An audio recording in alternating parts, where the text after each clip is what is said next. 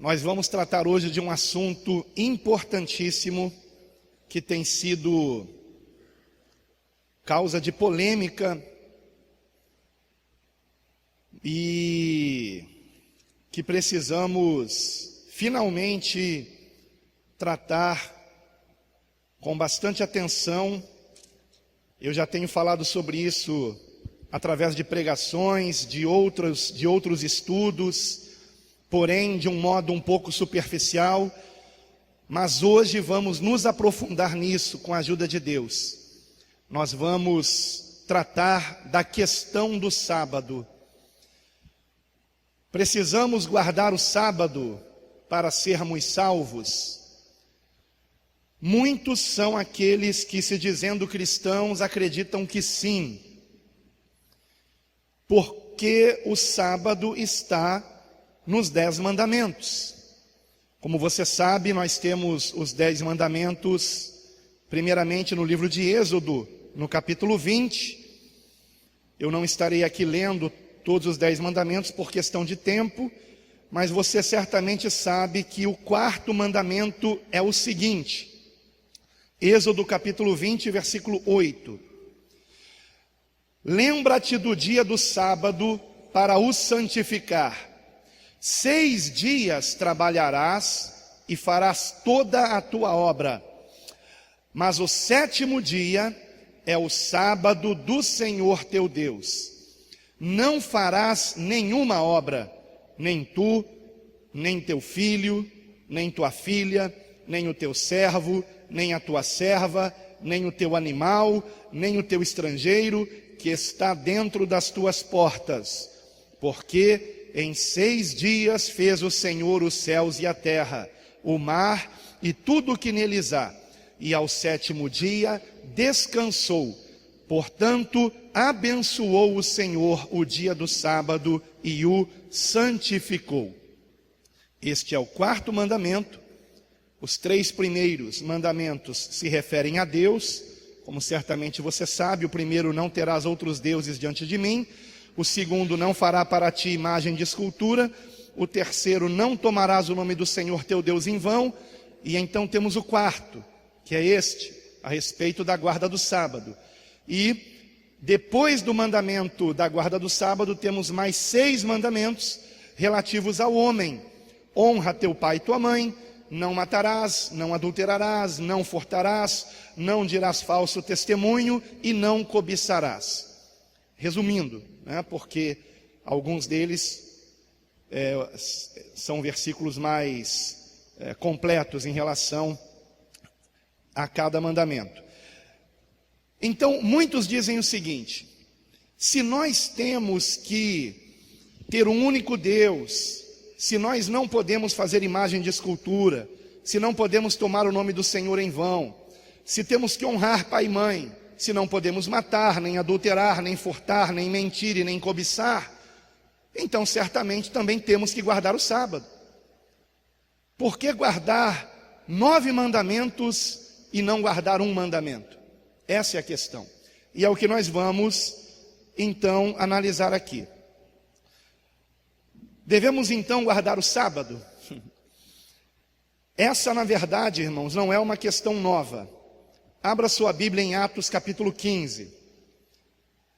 Essa questão, ela foi o motivo do primeiro concílio da igreja cristã. Atos capítulo 15. Vejamos o versículo 5 e 6,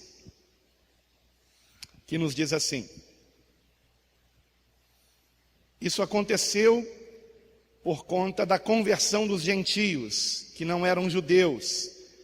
E então se levantou a seguinte questão que veremos agora, versículos 5 e 6. Atos 15, versículo 5.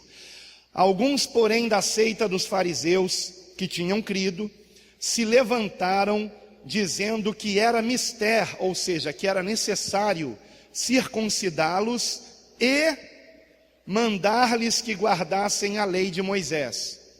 Então vejam que a questão aqui não é apenas a circuncisão, é guardar a lei de Moisés, que inclui a guarda do sábado, que os gentios não guardavam. Apenas os judeus observavam o sábado.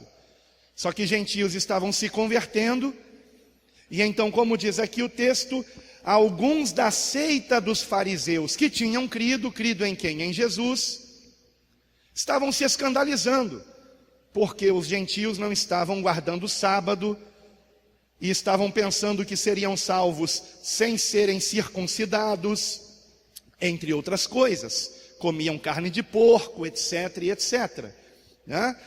Então, esses fariseus convertidos a Cristo, que continuavam observando a lei de Moisés, diziam que os gentios tinham que se circuncidar e guardar toda a lei de Moisés, que incluía o sábado.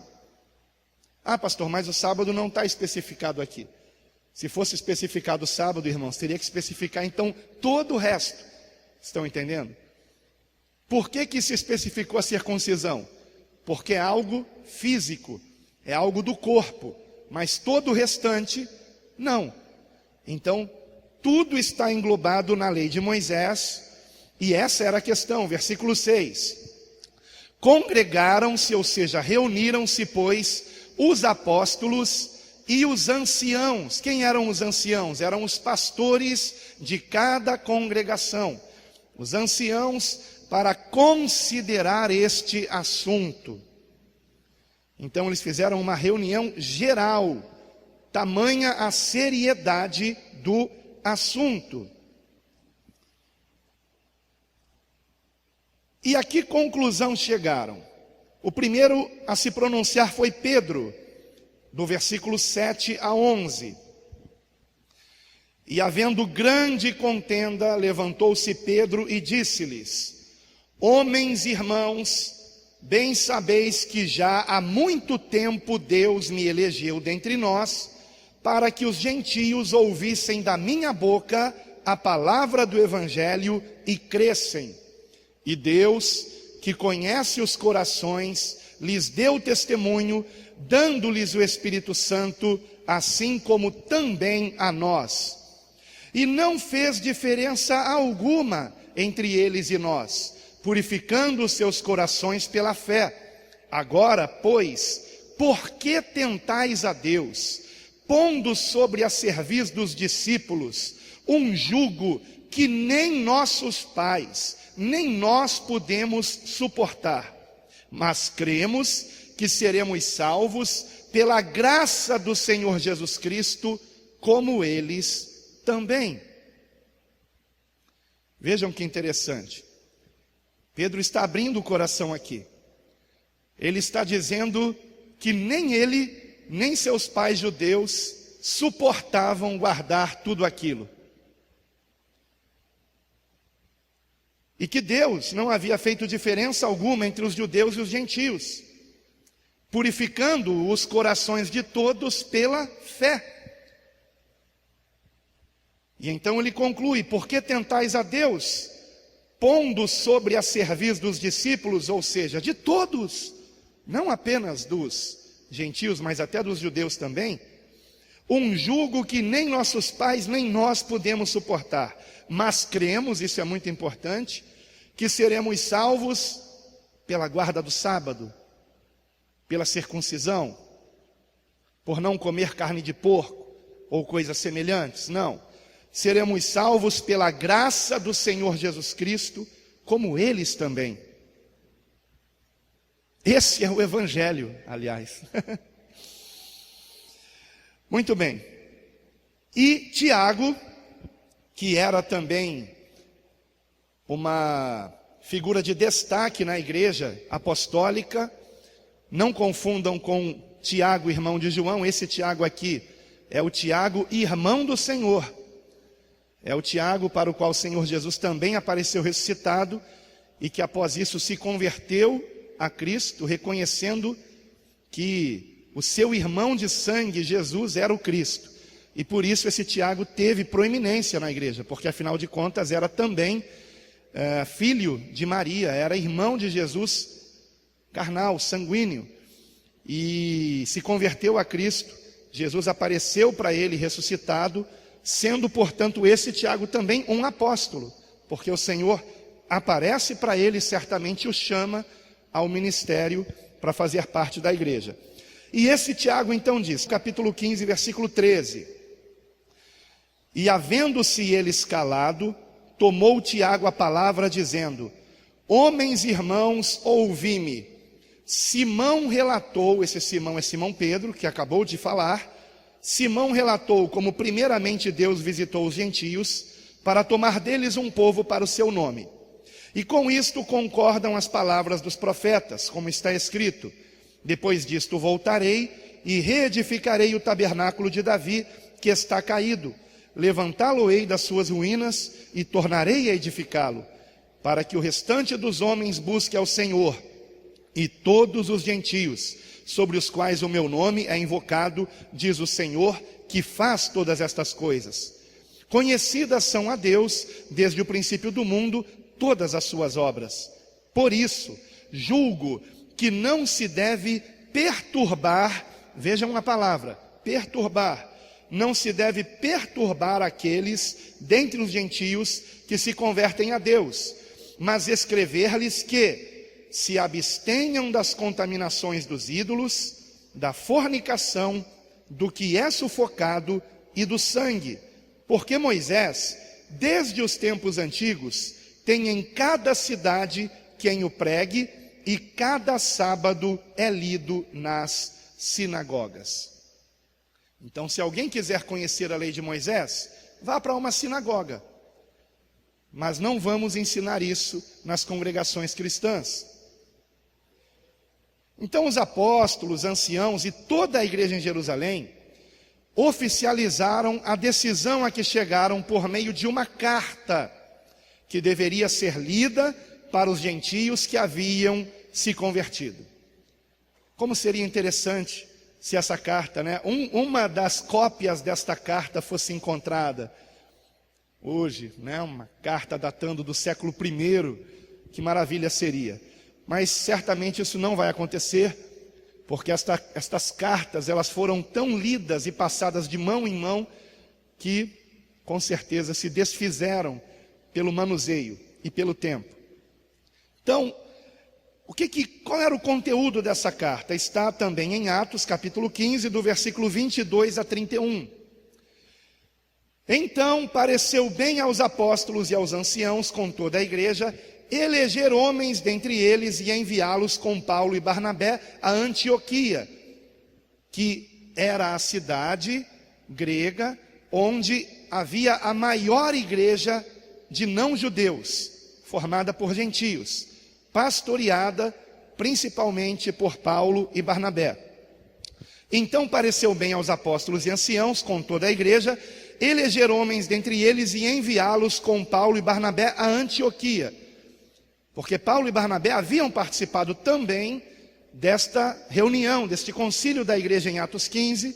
Na verdade, eles tinham ido a Jerusalém para contar as boas novas de que os gentios estavam se convertendo, e foi quando fariseus convertidos a Cristo questionaram Paulo e Barnabé e disseram que aqueles gentios de Antioquia tinham que guardar também a lei de Moisés.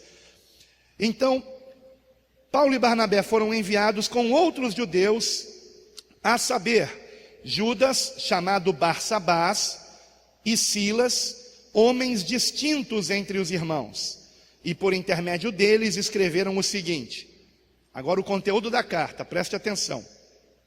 Carta que deveria ser lida em todas as igrejas onde haviam gentios convertidos a Cristo. Os apóstolos e os anciãos e os irmãos, aos irmãos dentre os gentios que estão em Antioquia, e Síria e Cilícia, saúde. Porquanto ouvimos que alguns que saíram dentre nós vos perturbaram com palavras e transtornaram as vossas almas, dizendo que deveis circuncidar-vos e guardar a lei. Então a carta fala só da circuncisão, irmãos? Fala de toda a lei. E guardar a lei, não lhes tendo nós dado mandamento. Ou seja, os apóstolos e anciãos de Jerusalém não tinham dito para fazerem isso. Eles estavam indo por conta própria, sem a autorização dos apóstolos. pareceu-nos bem, reunidos concordemente, então todos foram de acordo. Não houve um sequer que tenha sido contra, dentre os apóstolos e anciãos, reunidos com a igreja. Eleger alguns homens e enviá-los com os nossos amados Barnabé e Paulo, homens que já expuseram as suas vidas pelo nome de nosso Senhor Jesus Cristo. Enviamos, portanto, Judas e Silas, os quais por palavra vos anunciarão também as mesmas coisas. Na verdade, pareceu bem ao Espírito Santo e a nós. Então, em primeiro lugar, isto é direção de Deus, não vos impor mais encargo algum, o que inclui a guarda do sábado, senão estas coisas necessárias, que vos abstenhai das coisas sacrificadas aos ídolos, e do sangue, e da carne sufocada, e da fornicação, das quais coisas bem fazeis, se vos guardardes, bem vos vá. Tendo eles então se despedido, partiram para Antioquia e, ajuntando a multidão, entregaram a carta, e quando a leram, alegraram-se pela exortação. Amém? Então nem toda exortação entristece. Há exortações que alegram. Quem é de Deus se alegra com a exortação. Agora, queridos, 4 importantes questões. Eu podia terminar aqui a aula, tá? A Bíblia explica a própria Bíblia, a Escritura, com a Escritura se interpreta. Para mim, Atos 15 já coloca uma pedra nesse assunto. Acabou, está respondido. Porém, compreendo que 4 importantes questões precisam ser respondidas a respeito da decisão doutrinária dos apóstolos. É natural que os novos convertidos não compreendam o porquê dessa decisão dos apóstolos, e se com isso eles estavam desprezando os 10 mandamentos, por exemplo, ou os outros 9, além da guarda do sábado também. Primeira questão: por que houve apenas 4 ordenanças para os cristãos não judeus? Para nós, ou tem algum judeu aqui? Essas ordenanças são para todos, inclusive para nós, gentios que nos convertemos a Cristo. Eles deveriam abster-se, número 1, das coisas sacrificadas aos ídolos ou contaminações dos ídolos, dependendo da versão. 2, do sangue. 3, da carne sufocada. E 4, da fornicação. Por que houve essas 4 ordenanças para os cristãos não judeus? Existem pelo menos 2 motivos.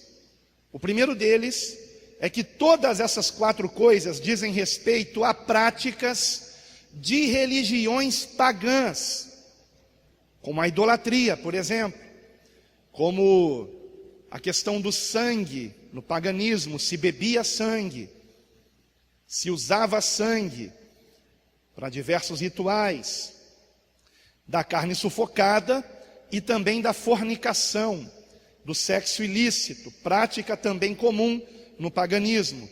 E, portanto, essas regras identificariam quem realmente se converteu.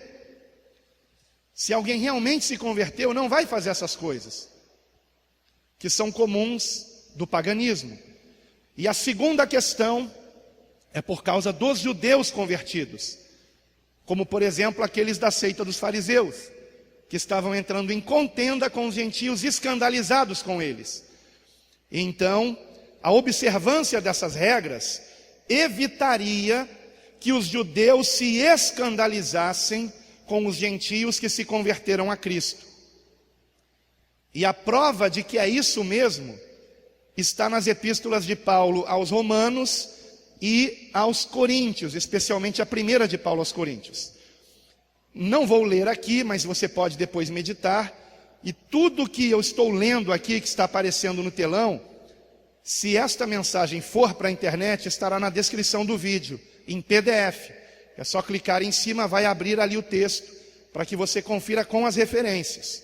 E depois você pode então examinar Romanos, capítulo 14, do versículo 1 ao 23, e também 1 aos Coríntios, capítulo 8, versículos 1 a 13, e capítulo 10, de 14 a 33.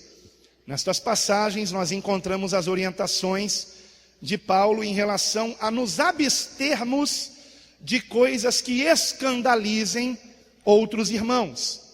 E principalmente Paulo tinha em mente aqui os judeus, que se escandalizariam de verem gentios, por exemplo, comendo carne de porco. Então Paulo vai dizer: se comer carne vai fazer escandalizar o teu irmão, não coma mais carne, pelo menos não na frente dele. Estão entendendo, irmãos? Essa é a questão. Então, por exemplo, se montar uma árvore de Natal aqui, no nosso local de culto, vai escandalizar alguns irmãos, então a gente não monta mais e pronto. Não tem problema nenhum. Estão entendendo? Agora depois você examine lá a quem Paulo chama de fraco e a quem Paulo chama de forte. Se você atribui para uma árvore de Natal algum poder, será que isso significa que você é forte ou você é fraco na fé? Se você deixa de comer carne achando que isso é um pecado, será que você é forte ou você é fraco na fé? Essa é a questão. Então vamos amadurecer, vamos crescer, ok? Tá? Vamos entender isso, porque hoje os valores estão invertidos, inclusive nessas questões também. Então, é muito importante entendermos o seguinte: a maioria dessas proibições, para não se dizer todas, tem a ver com se evitar problemas com os judeus convertidos, a fim de que esses não se escandalizassem com a conduta dos gentios. Por que que nenhuma outra regra foi imposta, além dessas 4? A resposta foi dada por Pedro: porque somos salvos pela graça de Deus, por meio da fé em Cristo. Como o próprio Paulo, escrevendo aos Efésios, no capítulo 2, versículo 8 a 10, disse: pela graça sois salvos, por meio da fé. E isto não vem de vós, é dom de Deus. Não vem das obras, para que ninguém se glorie, para que ninguém diga: eu sou salvo porque eu guardo o sábado, por exemplo. Porque somos feitura sua, criados em Cristo Jesus para as boas obras, as quais Deus preparou para que andássemos nelas. Agora aqui Paulo está falando de prática de boas obras, que o mesmo Paulo dirá que são as práticas de amor ao próximo, que é o mandamento que temos que seguir. E nós vamos chegar a essa conclusão incontestável, irmãos, na palavra de Deus, incontestável. Na graça temos um mandamento, e veremos qual é, com mais profundidade. Em Atos, capítulo 15, como eu já disse aqui, Pedro asseverou: agora, pois, por que tentais a Deus, versículo 10, pondo sobre a serviço dos discípulos um jugo que nem nossos pais nem nós podemos suportar, mas cremos que seremos salvos pela graça do Senhor Jesus Cristo, como eles também. Segunda questão que se levanta por conta da decisão do concílio, que está revelado em Atos 15. Se não temos que guardar a lei de Moisés, então estamos livres para desobedecer todos os 10 mandamentos? Bom, eu não tenho que guardar o 4, então por que eu teria que guardar o 1º, o 2º, o 3º? Por que eu teria que guardar o último, não cobiçarás? Agora, se eu tenho que guardar o 1º, se eu tenho que guardar o último, será que eu também não tenho que guardar o 4º? Essa é a questão. E é natural que muitos tenham dúvida nesse ponto. Se não temos que guardar a lei de Moisés, então estamos livres para desobedecer todos os 10 mandamentos? E a resposta é não. Um contundente não. Não podemos desobedecer os outros 9 mandamentos. E eu vou explicar por quê. E eu tenho certeza que você que é inteligente e que é temente a Deus, que ama a palavra de Deus, você vai compreender. todos os mandamentos do chamado Decálogo, são os 10 mandamentos, com exceção da guarda do sábado, eles são reiterados no Novo Testamento, eles são confirmados no Novo Testamento. E isto nos mostra que eles devem ser observados. Vejamos o seguinte quadro. Vai aparecer aqui no telão um quadro, onde nós encontramos onde estão os 10 mandamentos, em Êxodo 20. Nós lemos no início apenas o 4º mandamento. Porém, vejam que interessante. Não encontramos qualquer referência ao 4º mandamento em nenhum trecho do Novo Testamento. Absolutamente nenhum. Ah, pastor, será que não foi Constantino que mandou apagar? Não, não. Nós temos escritos do Novo Testamento anteriores a Constantino. E nós temos os escritos dos chamados pais da igreja, que são os líderes da igreja que conheceram os apóstolos e que deram continuidade à doutrina dos apóstolos. E se havia um dia na semana que os cristãos observavam, os primeiros cristãos, isso pelos escritos dos pais da igreja e até mesmo em escritos apócrifos como a Epístola de Barnabé. E tem muitos que dizem que a Epístola de Barnabé deveria fazer parte da Escritura. De fato, é um livro apócrifo do Novo Testamento maravilhoso, a Epístola de Barnabé. Não contradiz em nada a palavra de Deus pelo que eu tenha visto. Mas não faz parte da Escritura porque muito provavelmente não foi Barnabé que escreveu. Colocaram lá que fosse Barnabé, mas não foi. Mas a Epístola de Barnabé também declara que guardavam o domingo, não o sábado. Agora, não estou com isto dizendo que o texto sagrado, que o Novo Testamento principalmente, venha nos ensinar que temos que guardar o domingo.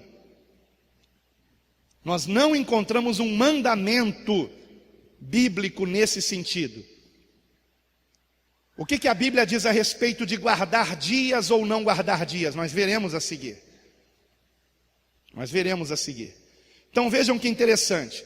Não encontramos nenhuma referência bíblica no Novo Testamento a respeito de Êxodo capítulo 20, versículos de 8 a 11, que se referem à guarda do sábado.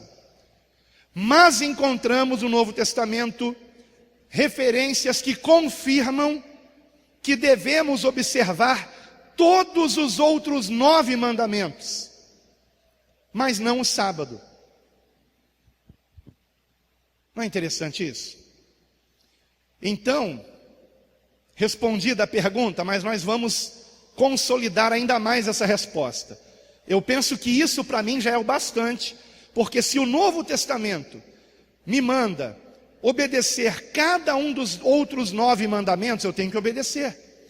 Mas não faz referência à guarda do sábado, então não tenho que guardar. Ou não preciso guardar, no mínimo. Terceira questão levantada: por que os apóstolos não ensinaram a guarda do sábado? Por que eles não incluíram a guarda do sábado naqueles 4 pontos da carta que resultou do primeiro concílio da igreja? Em primeiro lugar, porque os apóstolos sabiam que a guarda do sábado era um concerto específico entre Deus e os israelitas, fazendo isso parte da velha aliança, ou antiga aliança, como queira chamar. Então nós temos, por exemplo, em Êxodo capítulo 31, do versículo 12 ao 17, claramente dito que a guarda do sábado era uma observância restrita aos israelitas. Falou mais o Senhor a Moisés, dizendo: tu, pois, fala aos filhos de Israel, dizendo: certamente guardareis meus sábados, porquanto isso é um sinal entre mim e vós, nas vossas gerações, para que saibais que eu sou o Senhor que vos santificou. Portanto, guardareis o sábado porque é santo para vós. Aquele que o profanar certamente morrerá, porque qualquer que nele fizer alguma obra, aquela alma será eliminada do meio do seu povo. 6 dias se trabalhará, porém o 7º dia é o sábado do descanso, santo ao Senhor. Qualquer que no dia do sábado fizer algum trabalho, certamente morrerá. Guardarão, pois, o sábado os filhos de Israel, celebrando nas suas gerações. Guardarão, pois, o sábado quem?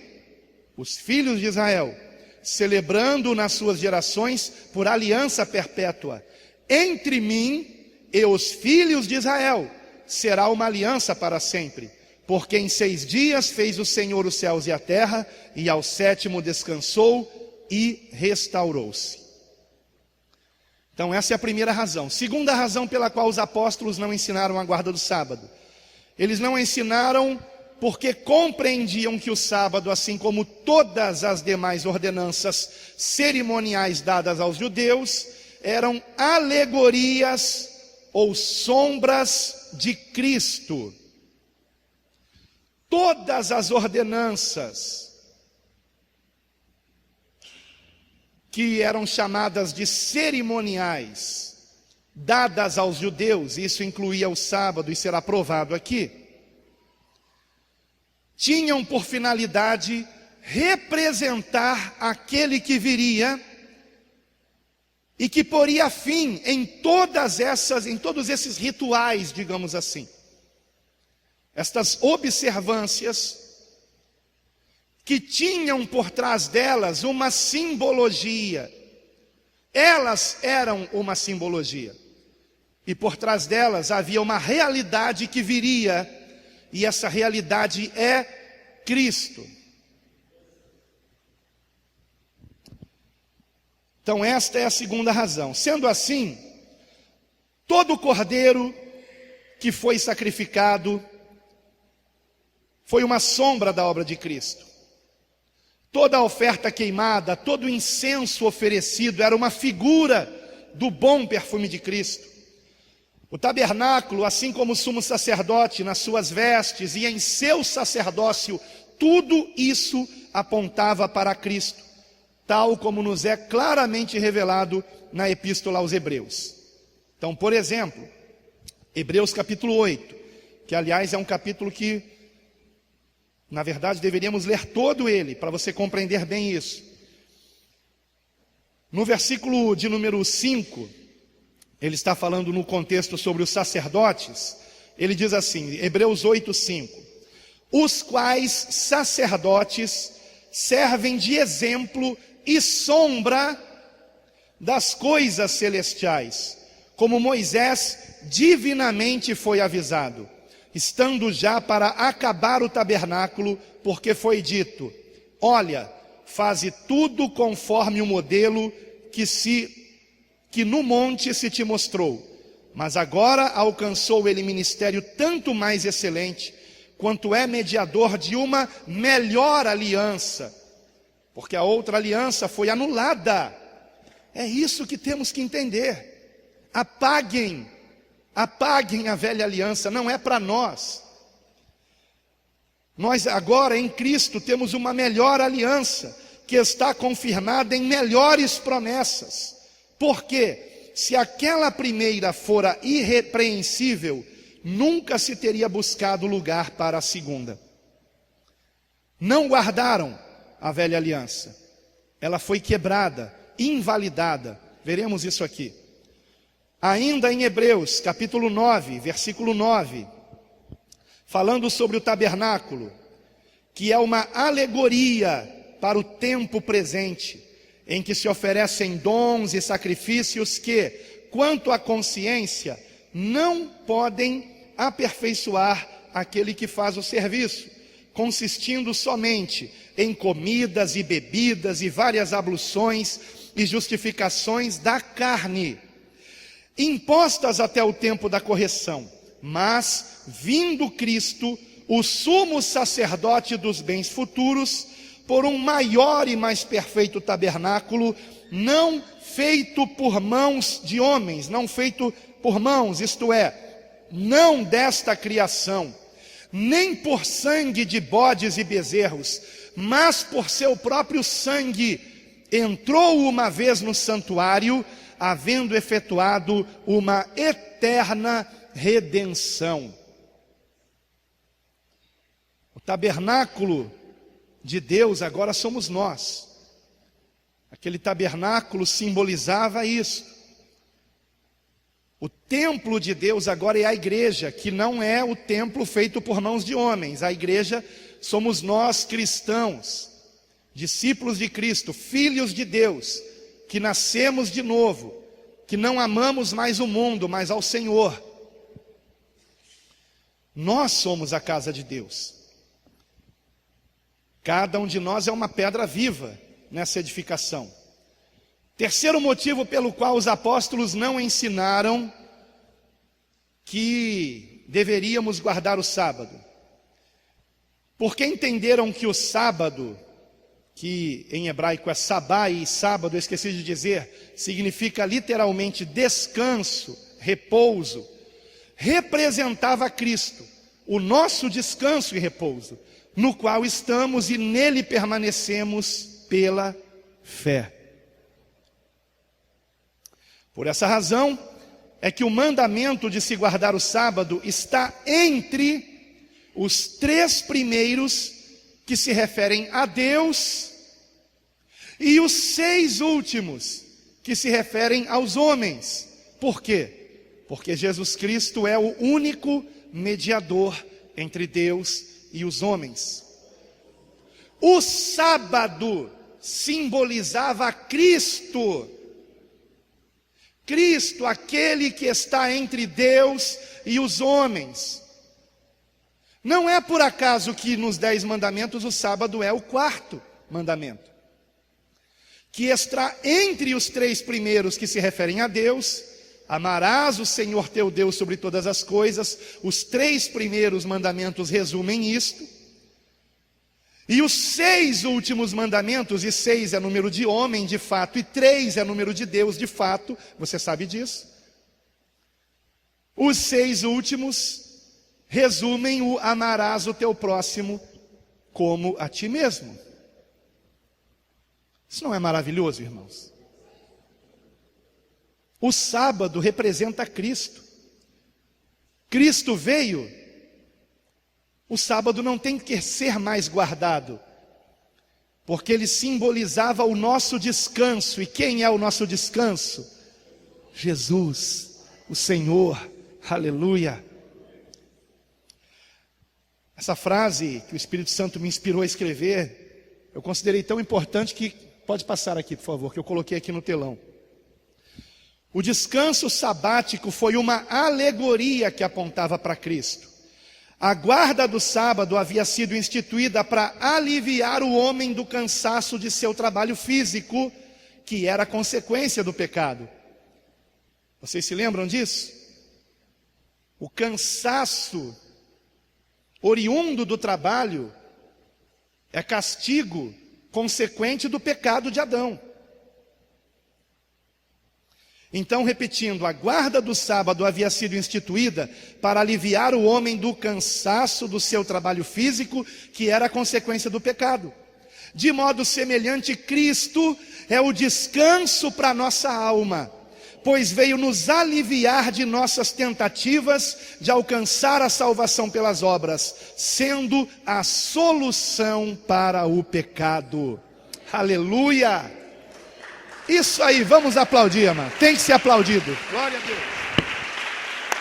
Glória a Deus. Glória Santíssima. Aleluia.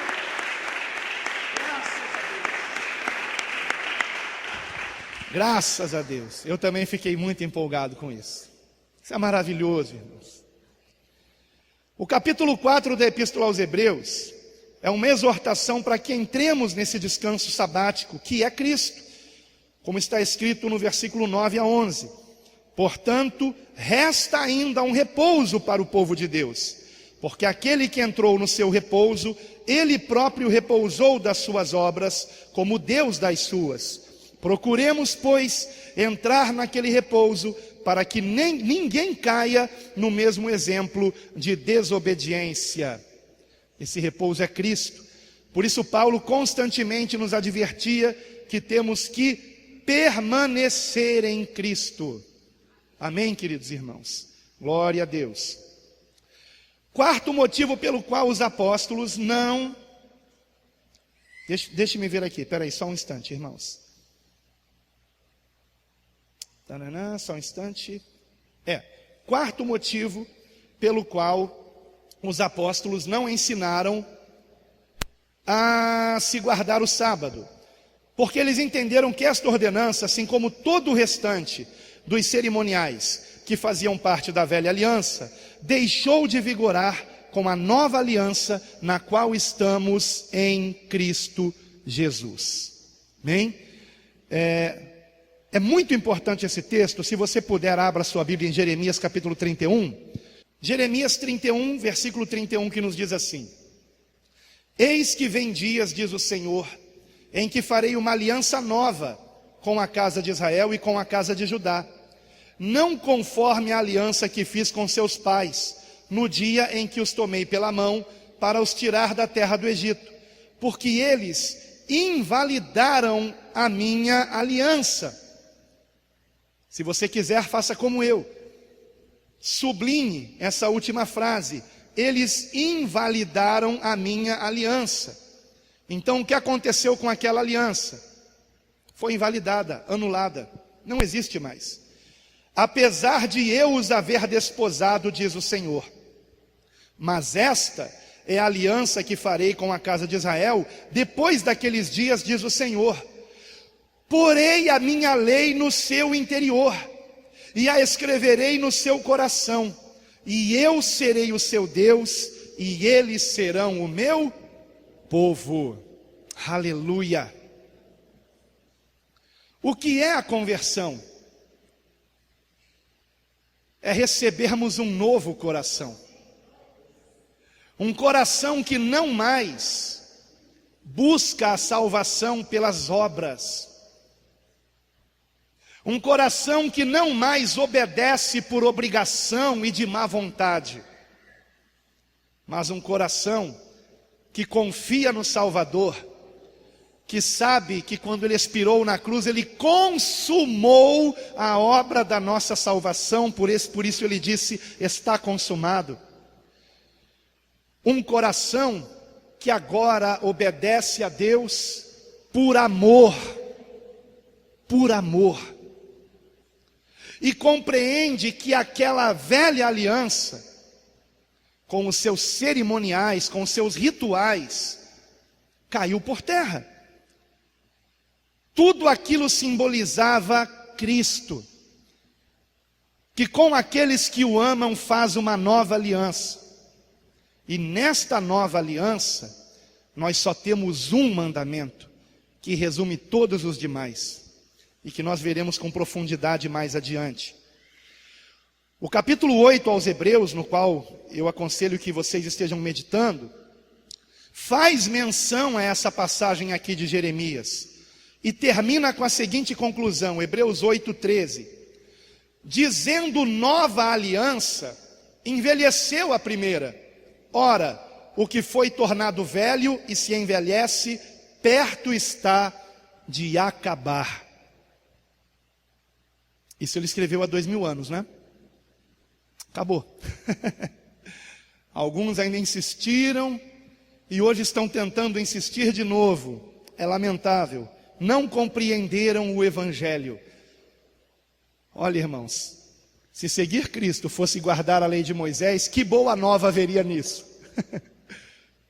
Que graça seria essa? A boa nova é que agora temos um novo coração. Essa é a boa nova. A lei de Deus está aqui. Aqui. Por isso que os chineses convertidos a Cristo, verdadeiramente convertidos, que não se reúnem nas igrejas legalizadas, onde o verdadeiro evangelho é proibido, ainda que se leia a Bíblia nessas igrejas, os pastores e padres dessas igrejas, que se dizem cristãs, só podem ler certos trechos da Bíblia. Mas os verdadeiros cristãos não estão nessas igrejas, eles estão se reunindo escondidos. E não tem Bíblia, eles não têm escritura, mas são fiéis e se convertem a Jesus. Como? Porque o Espírito Santo de Deus neles habita. E talvez você já tenha visto vídeos de irmãos onde é proibido ter Bíblias e eles recebem Bíblias através de missionários que estão, obviamente, nesses países sem que o governo saiba que são missionários. Esses missionários levam Bíblias e quando eles ganham Bíblias, nós temos algumas filmagens desses momentos. É tão lindo de se ver, irmãos. Como eles beijam a Bíblia, como eles abraçam a Bíblia. E quantos aqui a desprezam? Irmãos, a marca de um verdadeiro convertido não é a moralidade. Ah, fulano não fuma, fulano não bebe, fulano não adultera, então ele é crente. Não. Uma pessoa pode não fumar, não beber, não adulterar, e nem por isso ela é crente. Quando eu digo crente, é convertida, tá? Moralidade não salva. É claro que todo convertido não vai beber álcool, não vai fumar, não vai se prostituir. É claro. Mas o verdadeiro convertido, a verdadeira marca de um convertido é o amor que ele tem ao Senhor. E ele não vai querer fazer nada que entristeça o Espírito Santo. Nada, nada. Essa é a verdadeira marca. Então, amados, Jesus Cristo estabeleceu conosco uma nova aliança. Por isso que nós temos que, ao cearmos juntos como igreja, nós não podemos fazer isso sem que nos lembremos de que essa comunhão, que simboliza a eterna comunhão que teremos com Ele, ela teve um alto preço, que foi pago por meio da carne e do sangue de Cristo. Então por isso o Senhor Jesus, ao tomar o cálice depois da ceia, disse: este cálice é o novo testamento ou nova aliança no meu sangue, que é derramado por vós. Somente quem compreende o quanto Ele nos amou, irmãos, somente quem compreende que estava perdido e foi achado por Cristo, é que realmente o ama, tendo recebido esse novo coração. Essa é a questão. Prosseguindo. Eu acho que eu saí da página aqui. Só um instante, agora sim. Quarto motivo por que os apóstolos não ensinaram a se guardar o sábado. Ou melhor dizendo, o quarto motivo a quarta questão que se deriva da decisão do concílio em Jerusalém. Se não precisamos guardar o sábado, por que deveríamos observar os outros 9 mandamentos? Temos que guardar os outros mandamentos, porque todos eles fazem parte do mandamento que o Senhor nos deixou. João capítulo 15, versículo 12. O meu mandamento é este: que vos ameis uns aos outros, assim como eu vos amei. João capítulo 15, versículo 12. Este, aliás, é um versículo que você tem que ter memorizado.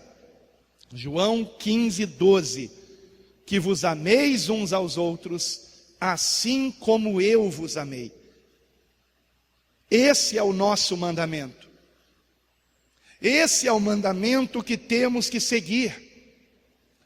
Por isso em Romanos 13, versículo 8, Paulo assevera: a ninguém devais coisa alguma, a não ser o amor, com que vos ameis uns aos outros. Porque quem ama aos outros cumpriu a lei.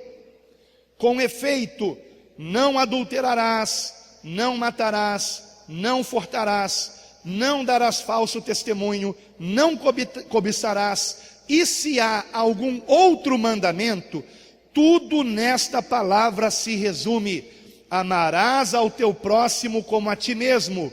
O amor não faz mal ao próximo, de sorte que o cumprimento da lei é o amor. Este é o mandamento que temos que seguir. Todos os mandamentos se resumem nisto.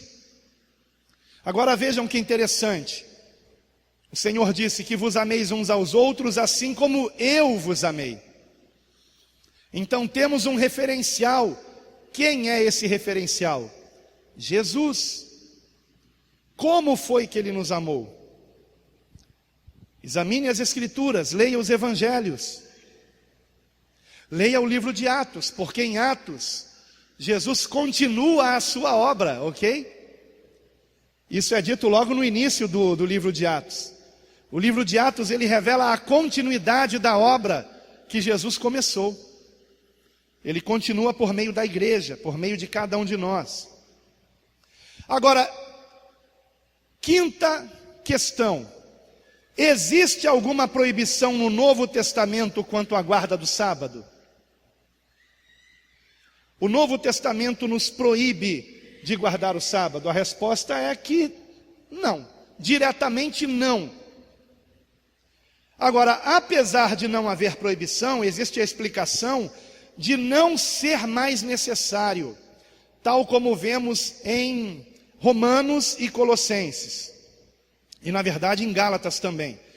Em Romanos capítulo 14, versículos 5 e 6. Aliás, é muito importante que vocês estejam marcando essas passagens nas suas Bíblias.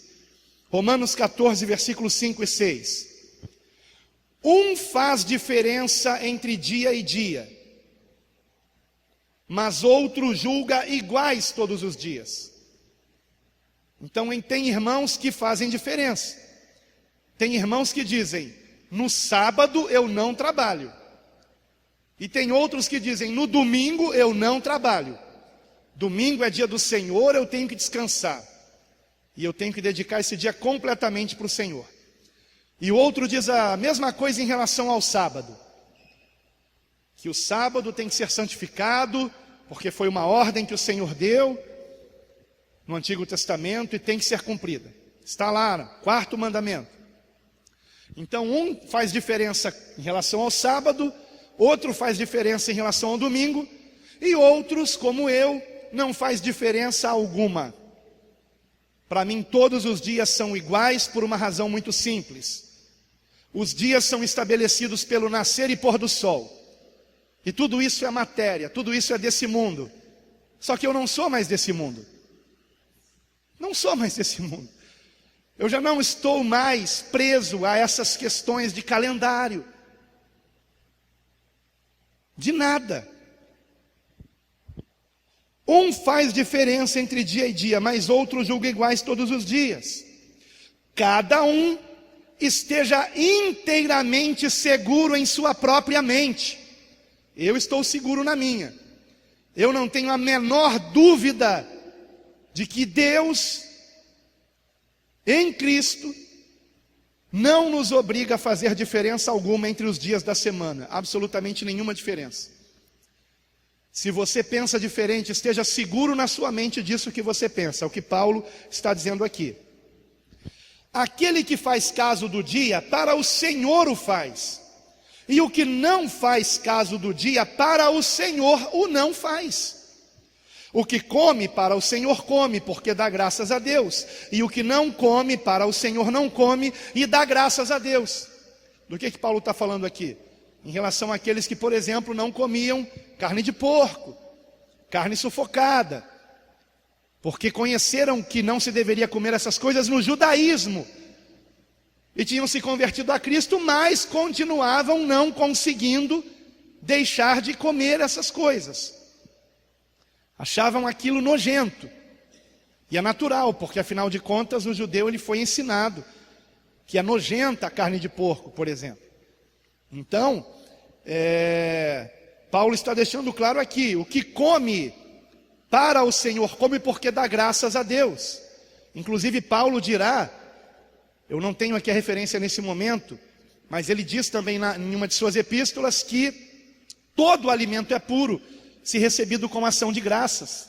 Todo alimento é puro. Se é todo, até mesmo a carne de porco, se recebido com ação de graças. Pela fé é purificado.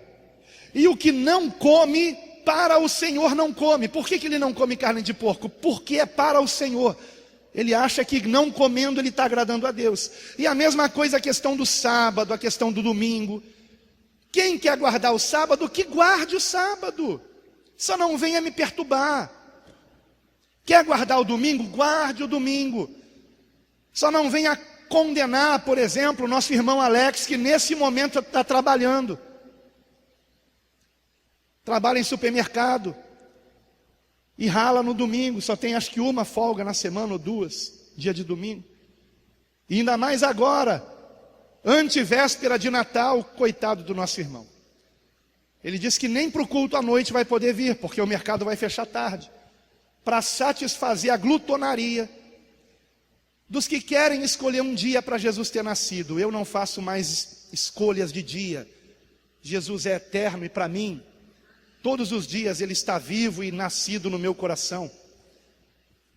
Por que o Senhor não estabeleceu uma data para o nascimento de Cristo para que seja celebrada? Porque Cristo é eterno. Sempre existiu. Então vamos lá. Prosseguindo aqui. Não existe proibição.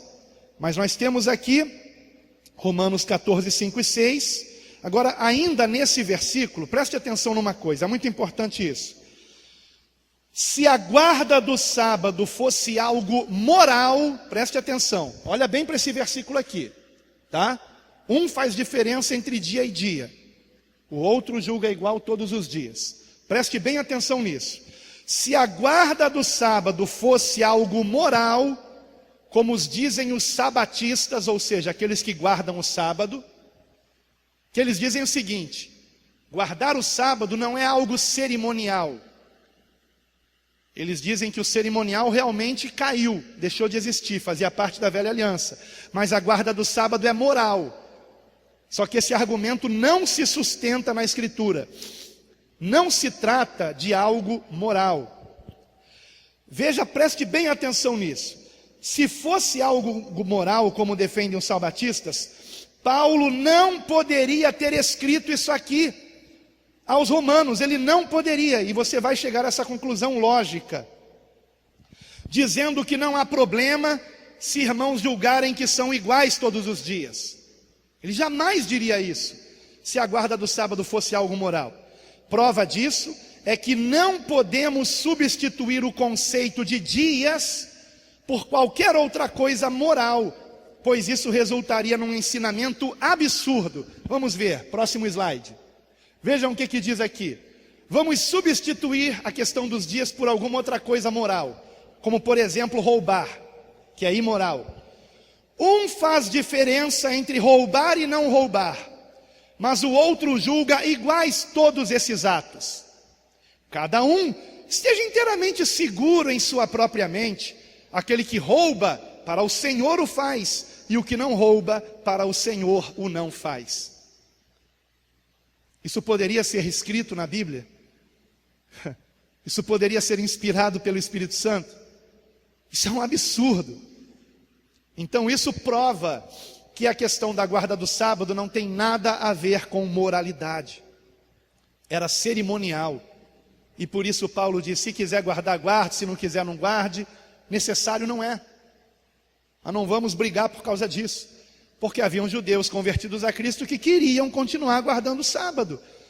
Só que os apóstolos disseram: olha, vocês querem guardar o sábado, mas não perturbem os que não guardam.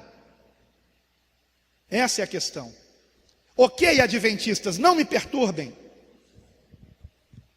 Gálatas capítulo 4, versículo 8. É um outro versículo, a 11. Gálatas 4, de 8 a 11, é um outro texto, que também enfatiza essa questão, que não é necessário se guardar data alguma, nenhuma. Mas, quando não conhecieis a Deus, servíeis aos que por natureza não são deuses. Mas agora, conhecendo a Deus, ou antes, sendo conhecidos por Deus, e a quem é que Deus conhece?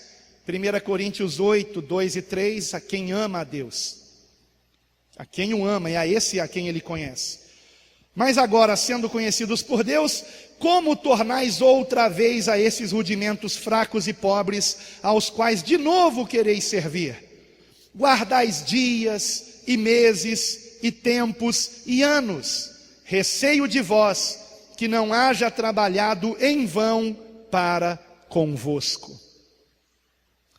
Os Gálatas, eles estavam tendo o evangelho pervertido por esses judeus que tinham se convertido a Cristo e queriam obrigar os gentios que moravam na Galácia a observar a lei de Moisés. E na lei de Moisés existem muitas, não poucas, instruções a respeito de se guardar dias, meses, tempos, anos.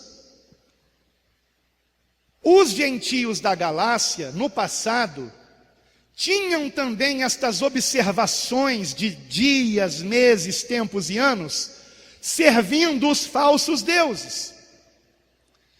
E agora estavam novamente querendo guardar dias, meses, tempos e anos, por influência de judeus convertidos a Cristo que continuavam guardando essas práticas, como por exemplo, festa dos tabernáculos e etc, etc, etc. O irmão Israel Fontoura, que já trouxe aqui, ou Fontoura, né, que já trouxe aqui uma aula a respeito de escatologia, ou duas na verdade, ele foi do movimento dos chamados judeus cristãos judaizantes. Cristãos judaizantes. Deixou a barba crescer quase até o umbigo. E ele disse que na festa dos tabernáculos ele chegou a fazer tenda no quintal de casa para dormir na barraca no quintal. Porque ele achava que se converter a Cristo era seguir todas essas práticas do Antigo Testamento. Mas graças a Deus, ele conheceu a graça de Deus. E ao conhecê-la, se maravilhou, se alegrou e deixou tudo isso. E hoje é uma bênção nas mãos de Deus, irmãos. Uma bênção.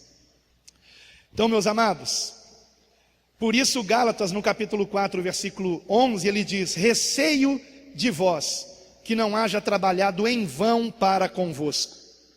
Para quem não sabe, a epístola aos Gálatas é a epístola mais zangada de todas as epístolas. Paulo a escreve com ira, uma ira santa, mas irado sim.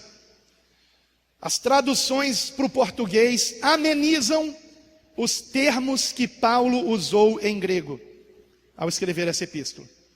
Ele foi duríssimo com os Gálatas, porque ficou indignado por eles estarem trocando a graça que há em Cristo Jesus por outro evangelho, sendo que só existe um evangelho. Qualquer outro evangelho, como disse Paulo, é anátema, é maldito. O verdadeiro evangelho é o da liberdade que há em Cristo Jesus.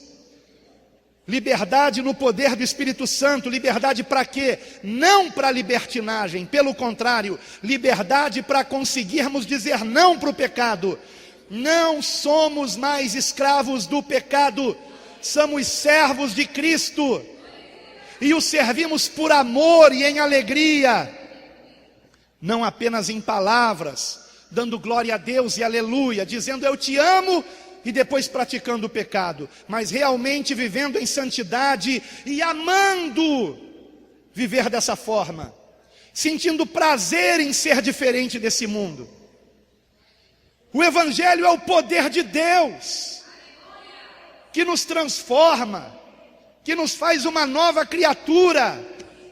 Não é uma série de regras, é estarmos em Cristo e de modo sobrenatural, pelo poder de Deus, obedecermos ao Senhor, porque o amamos.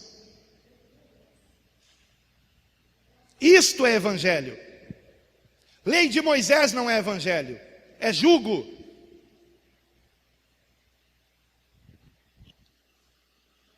Aliás, eu creio que eu deixei de ler Mateus 11, 28, não foi? Vinde a mim, todos que estão cansados e oprimidos, e eu vos aliviarei. Tomai sobre vós o meu jugo e aprendei de mim, que sou manso e humilde de coração, e achareis descanso para as vossas almas. Descanso, Ele é o nosso descanso. Vinde a mim, Ele é o descanso para as nossas almas. Porque o meu jugo é suave e o meu fardo é leve. Louvado seja o Senhor. Você tem que ter isso decorado, irmãos. Você tem que ter isso decorado, se você quer ganhar almas e libertá-las da religião, que é uma tentativa do homem chegar a Deus. O homem não pode chegar a Deus por obras, por rituais, por dogmas. E como o homem não pode chegar a Deus pelo seu próprio esforço, o próprio Deus se achegou a nós por meio de Jesus Cristo e nos chama amorosamente a gratuitamente sermos salvos pela fé nele. Aleluia! Isso é o evangelho. Glória a Jesus.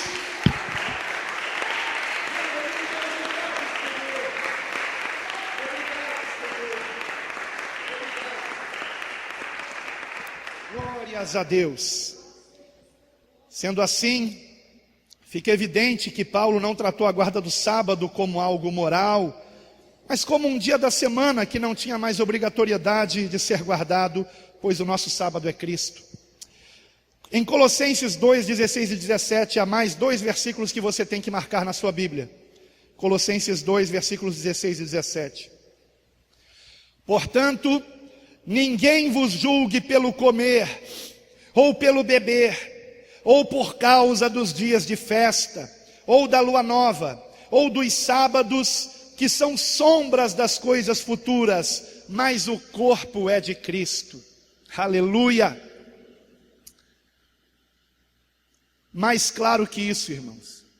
Aqui Paulo menciona diretamente o sábado. Os sabatistas, eles vão dizer, não, mas este sábado aqui é o cerimonial. O que eles querem dizer com isso? Eles querem dizer que este sábado se refere aos sábados de Levíticos 23. Neste capítulo do livro de Levíticos, nós temos 7 festas que são também chamadas de sábados, de descansos, ou seja, o povo de Deus, os israelitas, não podiam trabalhar nestas 7 festas anuais. Eles não trabalhavam nestas festas. E os sabatistas dizem que quando Paulo disse aqui sábados, ele estaria se referindo aos sábados das festas solenes. Será que é isso mesmo? Não. A prova que não é isso está no fato de que este versículo, ele diz respeito a 3 tipos de observâncias: dias de festas, lua nova e sábados. Dias de festas era algo anual, como eu disse, 7 festas anuais. Pode passar aqui, isso aí, já está aqui. Dias de festas eram cerimônias anuais, aconteciam cada uma delas uma vez por ano. Lua nova era uma data mensal, a cada lua nova, que acontece uma vez a cada mês. E os sábados era por semana.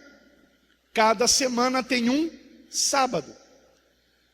Então, se Paulo estivesse aqui, incluindo estes sábados nas festas, ele nem sequer precisaria ter mencionado o termo sábado, porque já estaria incluído na primeira sentença, dias de festa. Estão compreendendo, irmãos? Quando Paulo diz sábados, ele está falando os sábados ao longo do ano, o 7º dia de cada semana. E ele declara que são sombras das coisas futuras, mas o corpo é Cristo. Aleluia. Alguns então defendem a guarda do sábado e dizem que Paulo estaria se referindo aos sábados cerimoniais, que significam as festas anuais determinadas em Levíticos 23. Porém, esse argumento está o quê? Errado, pois as mesmas festas já estavam incluídas nos dias de festa que Paulo mencionou no mesmo versículo. Aliás, é interessante que Paulo tinha em mente versículos do Antigo Testamento, mais precisamente, deixe-me ver se eu tenho anotado aqui. Eu não me lembro se eu tenho anotado isso aqui. Bom, eu tenho anotado em algum lugar, eu vou colocar aqui, tá? Quando for para o PDF, eu vou colocar aqui. Paulo tinha em mente referências bíblicas no livro de Crônicas, creio que no 1º, e também em Ezequiel, nos quais textos se referem precisamente nesta ordem a dias de festas, lua nova e sábados, ou nesta ordem, ou na ordem inversa, sábados, lua nova e dias de festas. Por que nesta ordem? Porque é a ordem de anual, mensal e semanal. Cerimônias. O sábado era encarado pelos judeus como algo cerimonial. Aqueles que se dizem cristãos e insistem que o sábado é moral, não estão de fato conhecendo a Escritura. Não se trata de nada moral, como já foi provado aqui. Prosseguindo, e nós vamos ainda provar mais ainda sobre isso. Sexta questão, isso é muito importante, estamos quase encerrando, irmãos. Sexta questão, Jesus Cristo, a quem devemos imitar, quebrou a guarda do sábado? O que vocês acham? A resposta é sim. Sim, ele quebrou. Talvez você pense que não, porque nós sabemos que ele teve que cumprir toda a lei. Mas ele não cumpriu lei cerimonial, ele cumpriu lei moral. Ele, Cristo, podia quebrar a lei cerimonial e ficar sem culpa. Ele é o sumo sacerdote.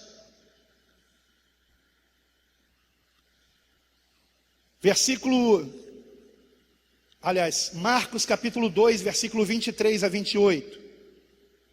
Vejamos Jesus quebrando o sábado claramente.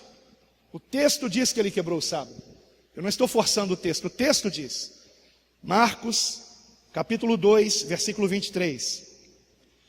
E aconteceu que, passando ele num sábado pelas searas, os seus discípulos caminhando começaram a colher espigas. Isso não se podia fazer no sábado. E os fariseus lhe disseram: vês, por que fazem no sábado o que não é lícito? Mas ele disse-lhes: nunca leste o que fez Davi?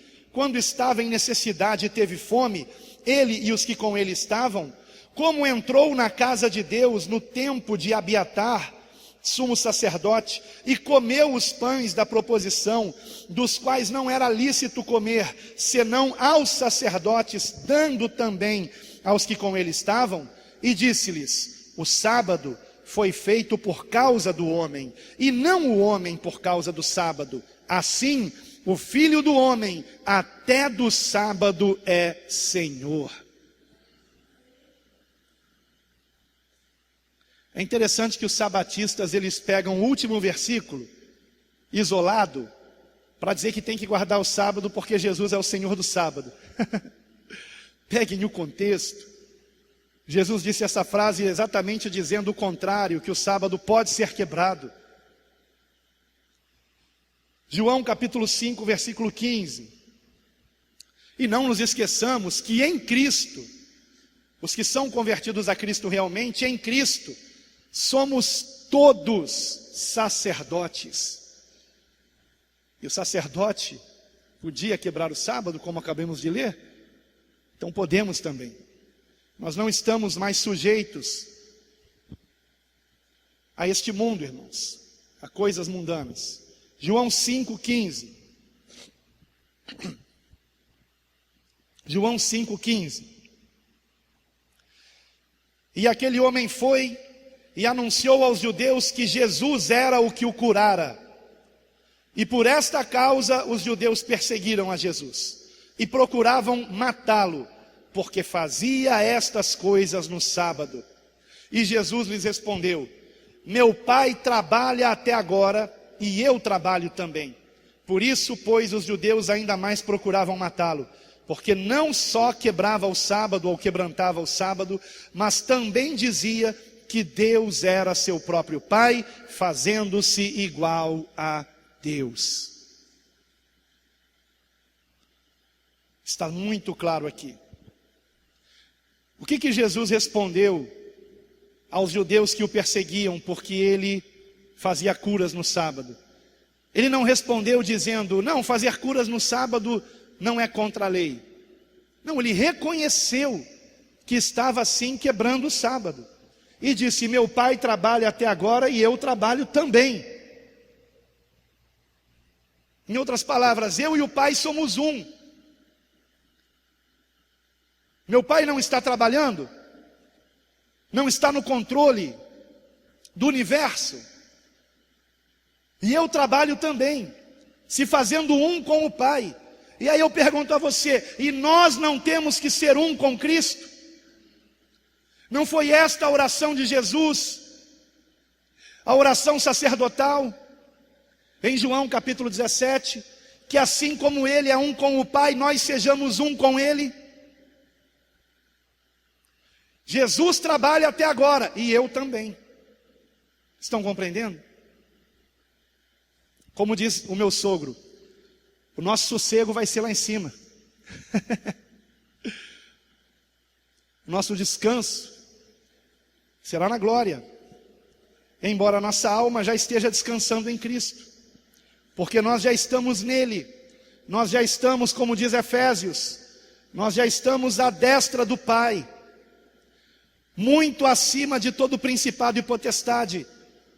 Por isso podemos repreender demônios, em nome de Jesus, porque estamos em Cristo e temos a mesma autoridade. Agora, sétimo e último ponto. Por que Jesus quebrou o sábado? Essa é a questão. Resposta: porque o sábado não era moral, mas cerimonial. Como Jesus precisava ser moralmente perfeito para se fazer expiação pelos nossos pecados, ele não poderia quebrar mandamentos morais. No entanto, ele quebrou mandamentos cerimoniais, tais como, além de quebrar o sábado, tocar num leproso e tocar num defunto, coisas que judeus não podiam fazer. Vejamos Jesus tocando um leproso. Marcos capítulo 1, versículo 40 a 44. E aproximou-se dele um leproso que, rogando-lhe e pondo-se de joelhos diante dele, lhe dizia: se queres, bem podes limpar-me. E Jesus, movido de grande compaixão, estendeu a mão e tocou-o e disse-lhe: quero ser limpo. Veja aqui, e tocou-o. Vejam que Jesus podia apenas ter dito, mas ele quis tocar naquele leproso, que há muitos anos não sentia o toque de outro ser humano. E Jesus toca naquele homem, porque o amou. Jesus toca naquele leproso. Ele poderia apenas ter dito, uma só palavra bastaria, não é verdade? Mas ele tocou no leproso, isso era proibido. Eu imagino o espanto dos judeus quando viram Jesus tocando num leproso. Jesus toca naquele leproso e diz: eu quero, seja limpo. E tendo ele dito isto, logo a lepra desapareceu e ficou limpo. E advertindo severamente, logo despediu e disse-lhe: olha, não digas nada a ninguém, porém vai mostra-te ao sacerdote e oferece pela tua purificação o que Moisés determinou para lhes servir de testemunho. Agora, isso era proibido, e as proibições encontram-se em Levítico, capítulo 13, versículos 45 e 46, e também no capítulo 5, parte do versículo 3. Mas Jesus toca também em um morto, em um defunto. Marcos capítulo 5, versículo 41. E tomando a mão da menina, aquela menina que ele toma a mão estava o quê? Morta. Disse-lhe, Talita cumi, que traduzido é, menina, a ti te digo, levanta-te. E logo a menina se levantou e andava, pois já tinha 12 anos, e assombraram-se com grande espanto, e mandou-lhes expressamente que ninguém o soubesse, e disse que lhe dessem de comer. Agora, isso era proibido. Nós encontramos essa proibição em Números, capítulo 19, versículos de 11 a 13. Portanto, irmãos, se a guarda do sábado fosse um preceito moral, o Senhor não poderia ter feito qualquer trabalho no sábado. Mas Ele o fez, porque acima da guarda do sábado, assim como acima de qualquer outro preceito cerimonial, está o mandamento de amarmos o próximo. Agora vejam que interessante. Por que Jesus tocou no leproso? Porque aquele leproso seria curado, purificado. E aconteceu imediatamente quando Jesus o tocou. E por que Jesus tocou em um defunto? Numa morta? Porque aquela menina morta, ao toque do Senhor, passaria a viver. E da mesma forma, por que Jesus quebrou o sábado? Porque o sábado, muito em breve, não precisaria mais ser guardado. Vocês compreendem o raciocínio lógico? Jesus toca num leproso que seria curado. Jesus toca num defunto que ressuscitaria. Jesus quebra o sábado que não precisaria mais ser guardado.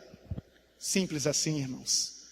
Então, meus amados, que nós nos lembremos que temos sim mandamentos para guardar, mas todos eles se resumem num único mandamento: que nos amemos uns aos outros, assim como Jesus nos amou. Amém e amém.